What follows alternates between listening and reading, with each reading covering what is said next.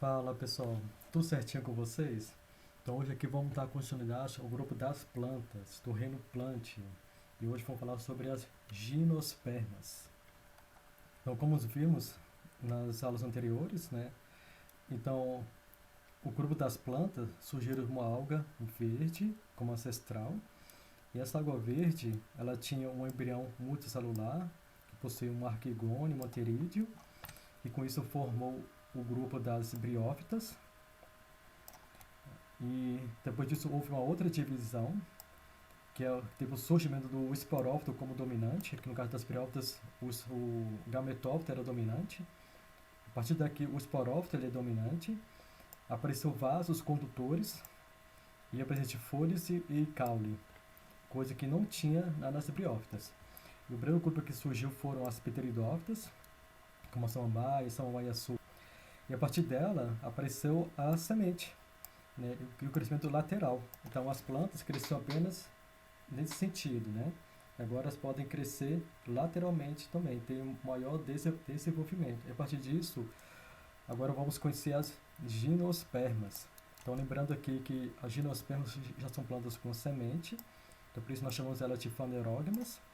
E outro grupo, que são as pteridófitas e as briófitas, são as criptógamas, tá? Que são plantas sem sementes. Tá? E a partir das briófitas, que surgiu os vasos condutores, que estão chamadas de plantas vasculares, ou seja, as traqueófitas. E todas elas compõem o reino plântico, que são chamadas de embriófitas. Então, as características gerais das gimnospermas é que foi o primeiro grupo a aparecer uma semente. Só que a semente ela é nua. Ela é nua porque ela não tem um envoltório que serve para protegê-la. Então já possui vasos condutores, então já tem maior desenvolvimento, já tem órgãos verdadeiros, como por exemplo raiz, caule, folha, sementes. Tá?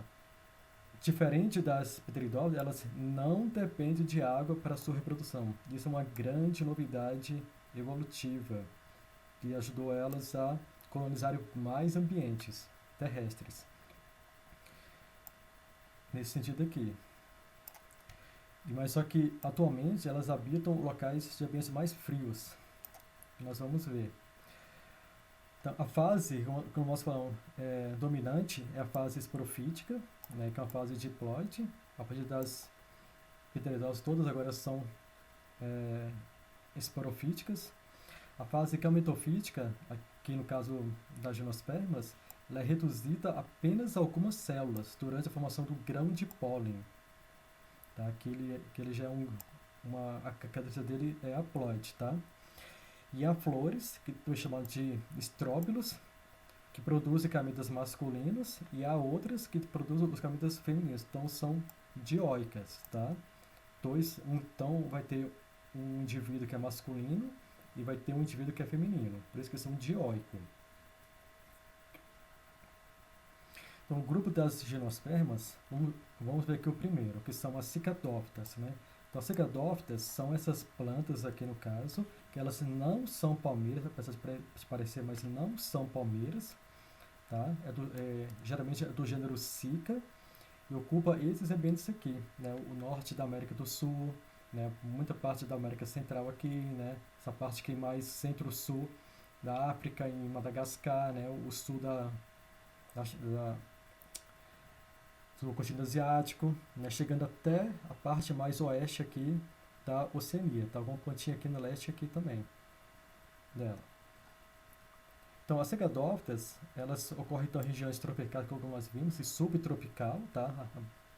Abaixo do Trópico de Capricórnio e de Câncer, de forma principal, né? E elas apareceram há mais ou menos 250 milhões de anos atrás, junto com os dinossauros, né? Então teve a era no caso, da cicadófitas e dos dinossauros. Então elas formaram florestas imensas, né? Então elas conseguiram dominar o planeta há mais ou menos nesse período aqui atrás, há 250 milhões de anos. Mas com as mudanças que ocorrem, atualmente, então existe ainda 11 gêneros dela, distribuídos em 140 espécies. Então, como eu falei, são plantas dioicas e elas são polinizadas principalmente por insetos. Tá? Um exemplo delas aqui é as Quinetófitas. Então, as Quinetófitas, né, então, são plantas também gimnospermas.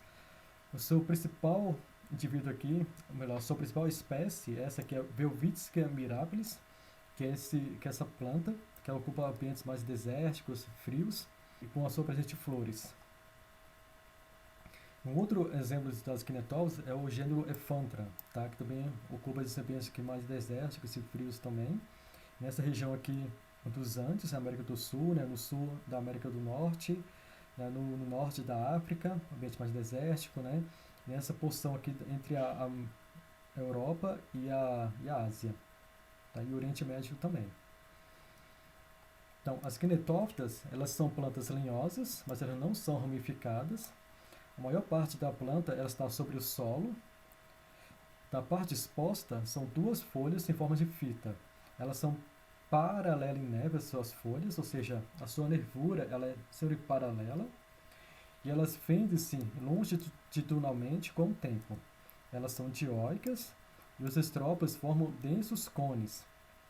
Daqui formam um sistema de ramos dicasial. Um outro grupo um pouco mais conhecido para a gente é o grupo das ginkgófitas, como por exemplo a ginkgo biloba, que a gente toma para a questão da memória, né, para estimular a inteligência, né? Então essa é a árvore da ginkgo biloba, tá? Aqui é a sua folha. Aqui deve ser no período do inverno que vai perder as folhas por um tempo. Então as ginkgófitas elas são representantes que apareceram no Permiano há 290 milhões de anos. Mas elas foram extintas no período do Jurássico, mais ou menos 208 milhões de anos. A ginkgo biloba ela foi a única sobrevivente que tem essas folhas em forma de leque, né, e ela tem um lento crescimento, mas ela chega até 30 metros de altura. Elas são decíduas, ou seja, como eu falei, no inverno elas vão perdendo as folhas, por isso vão ficando assim amarelada. Não há populações naturais delas, apenas cultivada. Elas são dioicas e a semente tem um envoltório que é carnoso, mas não é um fruto. E os gametas masculinos eles são multiflagelados, então eles nadam até a osfera, ou seja, é o único grupo das gimnospermas que tem um gameta masculino que ele é flagelado e que ele nada até chegar à osfera. As outras não tem isso, tá? A não ser no grupo das pteridófitas e das que a gente viu. Mas nas gimnospermas esse é o único grupo que isso ocorre. Temos aqui um grupo bem mais conhecido, que são as coníferas, que ocorre mais a parte norte do planeta, né? O norte da América do Norte e o norte da Europa e da Ásia. Então temos aqui o estrópilo feminino dela, né? E o estrópilo masculino aqui no caso. Então quem já foi em parques, principalmente parque da cidade, né? É bem comum de vê-la. Então aqui é uma visão geral, possivelmente no norte da Europa, dessa floresta de coníferas. Então existe um exemplo delas, que é o spruce, que ela é bem comum para a produção moveleira, né, para fazer móveis, né, porque tem a madeira leve, ela é macia, de densidade média, que tem essa carinha aqui. Tá? Então o spruce é uma boa árvore para a questão madeireira. Temos a sequoia, né, que existe lá nos Estados Unidos. Então são as árvores gigantescas de lento crescimento. E elas são tão grandes que se você fizer um corte delas, você pode passar uma Kombi. Então o pessoal lá tem um respeito muito grande por ela. Então às vezes quer fazer um caminho, então em vez de derrubá-la ou de fazer alguma coisa, né, eles respeitam, assim, eles fazem o caminho, aí abre essa abertura aqui, essa passagem, os carros passarem e as pessoas também. E a planta não morre ainda assim. E ela é tão grande que várias pessoas aqui têm que abraçá-la, né, para poder atingir toda a sua circunferência. E temos aqui no Brasil bem um representante muito importante, né? Temos outros também, mas entre aqui é a araucária, que é mais conhecido, né, que corre mais no sul do Brasil e muito popular lá no Paraná. É o caso do pinhão, que é essa semente aqui que a gente come. Então, ela tem essa carinha aqui, belíssima. aqui seria como é que as sementes elas ficam armazenadas, tá? E aqui está um animal que é um grande dispersor dela, que é a gralha azul. E como é que é a reprodução das gimnospermas? Há o esporófito, que é propriamente a árvore, que é o organismo. Então, há os cones, que estão o masculino e o feminino. Então, no masculino, ele vai produzir o microesporo, que é o que vai ter a formação do grão de pólen.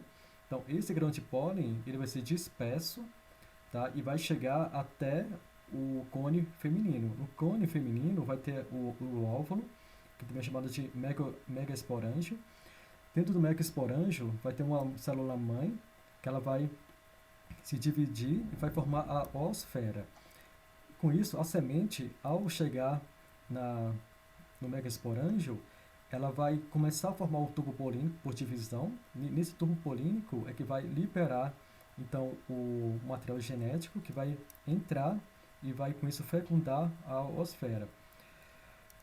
E dessa forma que vai ter a fertilização, e aqui vai ter a formação do embrião, que ele é diploide, né? E com isso vai ter a produção da semente, que ela vai ser dispersa, então vai formar um organismo jovem, que vai crescer, se desenvolver e vai formar o esporófito maduro. Então a parte aqui em azul, que nós temos aqui, seria a parte haploide. Tá? Então a parte aqui em vermelho que nós vimos, então seria a parte diploide, tá? Então pessoal, é isso. Legal, né? Então, eu espero que tenham curtido, tá? Que tenham compreendido. Se curtiram, dá um joinha, siga o canal, compartilhe para que vocês quiserem, tá? Ative o sininho, deixe os seus comentários, qualquer dúvida ou sugestões, tá? E até a próxima. Tchau, tchau.